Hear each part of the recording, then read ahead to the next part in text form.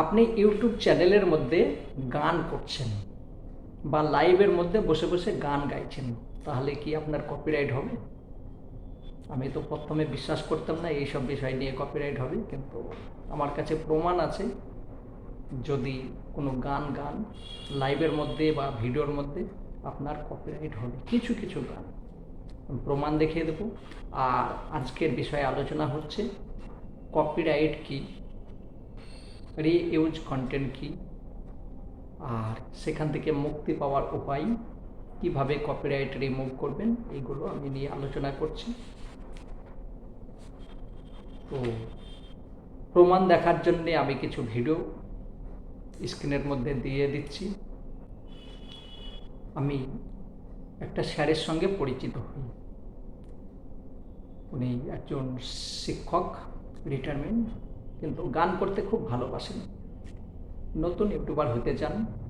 উনি বলছেন, এই গানটা আমি করেছি, একটু দেখুন তো ঠিকঠাক আছে নাকি। আমার মনে গেঁথে গেল, খুব সুন্দর গান গেয়েছেন। আমি বললাম, স্যার আপনি যদি পারমিশন দিন আমি গানটাকে আমার চ্যানেলের মধ্যে আপলোড করব। ঠিক আছে, খুশি, আপনি আপলোড করে দিন। আমি করে দিয়েছি, সঙ্গে সঙ্গে আমাকে কপিরাইট দিয়ে দিয়েছে। উনি নিজে গেয়েছেন, সম্পূর্ণ সব কিছু করেছেন, তা সত্ত্বেও কপিরাইট দিয়েছে। আমি প্রমাণ দেখিয়ে দিচ্ছি। আর একটা চ্যানেল, রেইনবো লাইভ,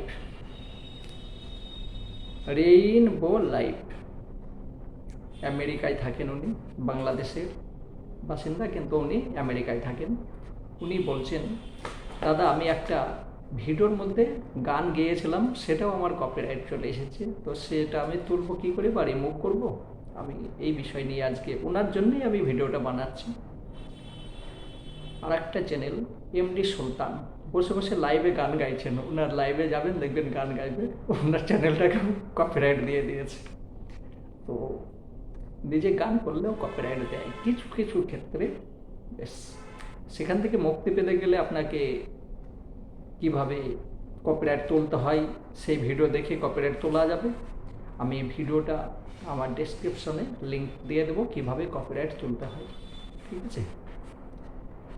আর এখন একটা বিষয় নিয়ে আলোচনা করছি, কপিরাইট। দেখেন, রেইনবো লাইভ উনি একটা ভিডিওকে দুবার আপলোড করে দিয়েছেন।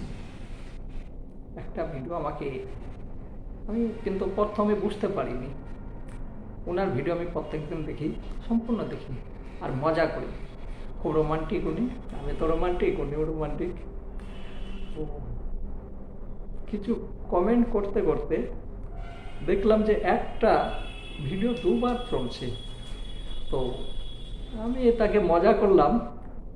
তারপর আমাকে কমেন্ট করছে, দাদা আমি ঘুমের মধ্যে একটা ভিডিও দুইবার ছেড়ে দিয়েছি, গতকাল ছেড়েছিলাম, আজকে আবার ছেড়েছি, এটা কি করব। আমি ওনার সঙ্গে আমার কন্ট্যাক্ট নাম্বার নেই, তো কমেন্টের মধ্যে আমি বলে দিলাম, আপনি লাস্টে যে ভিডিওটা করেছেন, আপলোড করেছেন, সেটাকে ডিলিট করে দিন। উনি কি করেছেন, আগেরটাকে ডিলিট করেছে, পরেরটা আছে। কোথায় যাব বলেন তো? হ্যাঁ, আপনি একটা জমি কিনেছেন, ধরেন দুই ব্যক্তি একটা জমিকে কিনেছে, তো যার প্রথমে দলিল সেইটাই তো ভ্যালিড হবে, আর যে লাস্টে কিনেছে তারটা ইনভ্যালিড হবে। তো উনি কি করেছে, প্রথমটাকে ডিলিট করেছে, লাস্টেরটাকে রেখে দিয়েছে, তার মানে দুটোই ইনভ্যালিড হয়ে গেল। কি বলবো বলেন। বেশ, যাই হোক, ভুল হয়েছে, আপনাকে এটাও ডিলিট করতে হবে, ঠিক আছে। জানি না, এটুকু আমি সঠিক জানি না, কিন্তু ওই প্রথমটা আপনার ভ্যালিড ছিল, এটা ইনভ্যালিড। এবার এটা কি হবে আমার সম্পূর্ণ জানা নেই। আমি ওনাকে কমেন্ট করছি, দেখেন, আমার ছোট্ট বোন, গতকালের ভিডিওটা ডিলিট করে দিন, কারণ ওইটা একটা ভিডিও দুইবার আপলোড করা উচিত নয়, কারণ একটা ভিডিও দুইবার আপলোড করা উচিত নয়। আর ঘুম ভাঙলে ভিডিও আপলোড করবেন, যদি ঘুমিয়ে থাকেন তাহলে করবেন না, আর তো উনি আবার কমেন্ট করছেন, দাদা আমার একটা ভিডিওতে কপিরাইট আসছে, আমি গান গেয়েছিলাম, সবাই যে গান করেন নিজের কণ্ঠে, তাতেও কি কপিরাইট আসে?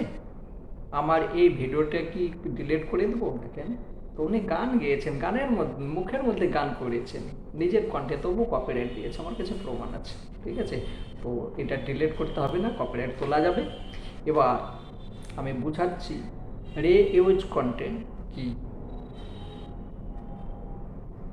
রে ইউজ কন্টেন্ট, আপনি কোনো একজনের, কোনো এক ব্যক্তির ভিডিওকে কপি করেছেন, সম্পূর্ণ যে ভিডিওটা আছে সেইটাকে ডাউনলোড করে নিয়েছেন, তারপর কোনো কিছু অ্যাড করেননি, আপনি ভয়েস বা নিজের ফেস সম্বন্ধে কোনো কিছু অ্যাড করেননি, সেম ভিডিও আবার আপলোড করে দিয়েছেন, সেটা হচ্ছে রে ইউজ কন্টেন্ট। একটা চ্যানেল, উনি কিছু গান আপলোড করেছেন, নামটাও আমি উল্লেখ করে দিচ্ছি, চ্যানেলের ভিডিওগুলো উল্লেখ করে দিচ্ছি। তো ওনার সঙ্গে আমার কন্ট্যাক্ট নাম্বার আছে, আমি বললাম আপনি কেন করেছেন এইসব তো হয় না, নিয়মে নেই। তো বলছে এখন ভিউ হচ্ছে, হোক না, ওয়াচ টাইমটা হয়ে যাবে, তারপর আমি তাকে প্রাইভেট করে দেবো। তো বললাম কে বললো, এই বুদ্ধিটা আপনাকে দিল কে? এরকম তো কোনো নিয়ম নেই। তো বলছে হ্যাঁ, আমি একজন ইউটিউবার, তার মনি চ্যানেল, সে আমাকে বলল যে গান ছেড়ে নিন, দিয়ে ওয়াচ টাইম যখন কমপ্লিট হয়ে যাবে তারপরে আপনি সেটাকে প্রাইভেট করে দেবেন, মনিটাইজ অন করে দেবেন। আমি আর মনের মধ্যে আমি সঙ্গে সঙ্গে এইসব বিষয় নিয়ে রেগে যাই, যদি কেউ মিথ্যা বলে বা মিথ্যা শেখায়, এটা আমার আগ উঠে যায়।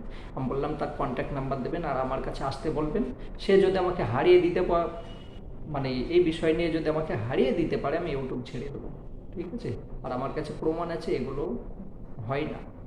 কোনো এক ব্যক্তির ভিডিও নিয়ে আমি আপলোড করে দিলাম, তারপর সেখানে ভিউ হলো, ভিউ হওয়ার পর আমি তাকে প্রাইভেট করে দিলাম, সঙ্গে সঙ্গে আপনার ওয়াচ টাইম মাইনাস হয়ে যাবে। ঠিক আছে, কেউ কখনো এইসব ভুল করবেন না। আর প্রাইভেট থাক বা আনলিস্টেড থাক, ইউটিউবের কাছে কিন্তু সম্পূর্ণ ইনফরমেশন আছে। ঠিক আছে, আজকে আপনার মনি চ্যানেল নেই বলে কোনো কিছু বুঝতে পারছেন না আপনি, যখন মনি চ্যানেল হবে না, একদম এসে মারবে ঘুষি, স্ট্রাইক, সঙ্গে সঙ্গে স্ট্রাইক দিয়ে দেবে, এখন কিচ্ছু বুঝতে পারবেন না। ওইটা ভুল ডিসিশন। সব সময় নিজের ভিডিও ছাড়বেন, অন্যজনের ভিডিও ছেড়ে আপনি 4000 ঘন্টা যখনই পেয়ে যাবেন, মনিটাইজ করতে যাবেন, হবে না।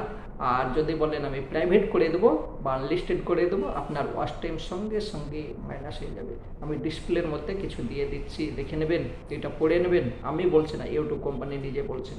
ঠিক আছে, সব কিছু প্রমাণ চাই, প্রমাণ ছাড়া আমি কিচ্ছু চাই না। আমি আইন কানুন অনেক বুঝি,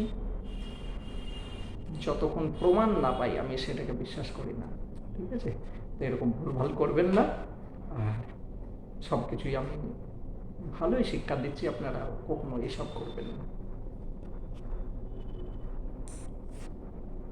তো আজকের মতো আসি।